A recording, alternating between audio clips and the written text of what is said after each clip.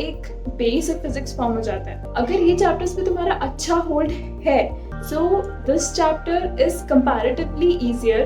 तुम्हें काफ़ी सारी चीज़ें ग्रास्प करनी आनी चाहिए because it has small topics से भरा हुआ है।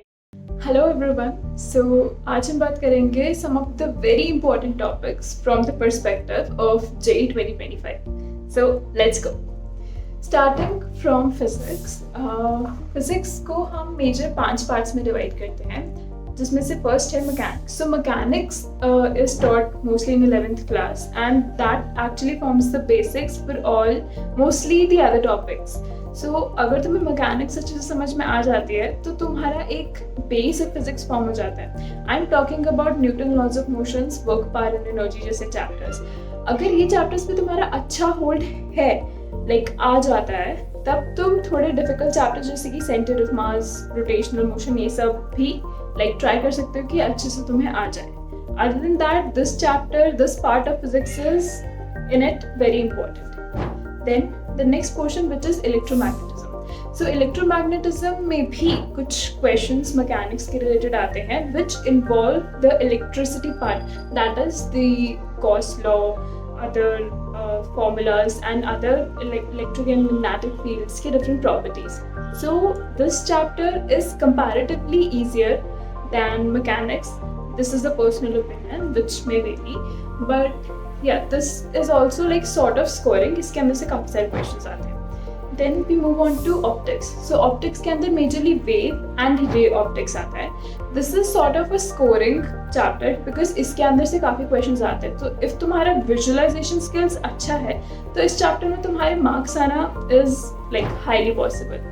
Then we move on to thermodynamics, जिसके अंदर हमारा Carnot-Tindron, heat transfer equations and laws of thermodynamics आते हैं। These are like some of the important topics in the thermodynamics part. Then we move on to the last, which is modern physics. ये in all chapter थोड़ा बड़ा है, but one of the I would say easiest and most scoring chapter like part in physics, because इसके अंदर से बहुत straight forward questions आते हैं। कभी कभी एक आधा tricky question आ जाता है, थोड़ा सा conceptually like challenging सा, but mostly इसमें से like काफ़ी straight forward questions आते हैं। The only challenge in this part is that तुम्हें काफ़ी सारी चीज़ें ग्रास्प करनी आनी चाहिए because it has small topics से भरा हुआ ये चैप्टर, लाइक काफ़ी सारे टॉपिक्स है, तो तुम्हें काफ़ी सारे कुछ पता होना चाहिए to score in this chapter. So now moving on to chemistry. Chemistry को हम 3 पार्ट्स में डिवाइड करेंगे, physical, organic and inorganic. So अगर बात करें फिजिकल केमिस्ट्री की तो उसमें chemical kinetics, equilibrium, electrochemistry, atomic structure and mole concept are some of the important topics that you should practice a lot.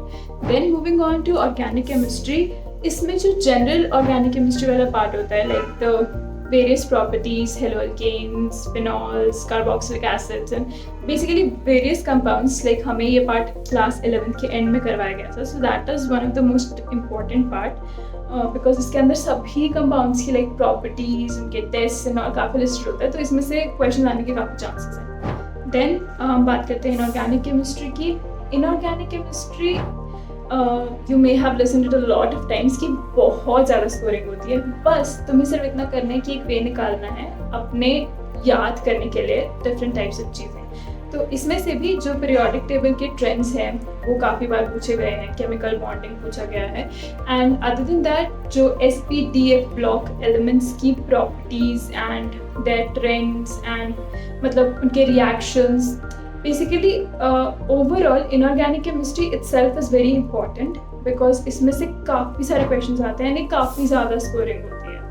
So now moving on to maths. Maths को भी हम 5 parts में divide करेंगे। First is calculus. Calculus के अंदर तुम्हारा सारा differentiation and integration का पार्ट आता है and their subsequent chapters, that is like limits and application of derivatives. ये काफ़ी स्कोरिंग चैप्टर्स होते हैं, लाइक इसका तुम्हें अगर एक बेस लेवल समझ में आ गया ना तो तुम्हारे लिए आगे बढ़ना in this part of maths is easy.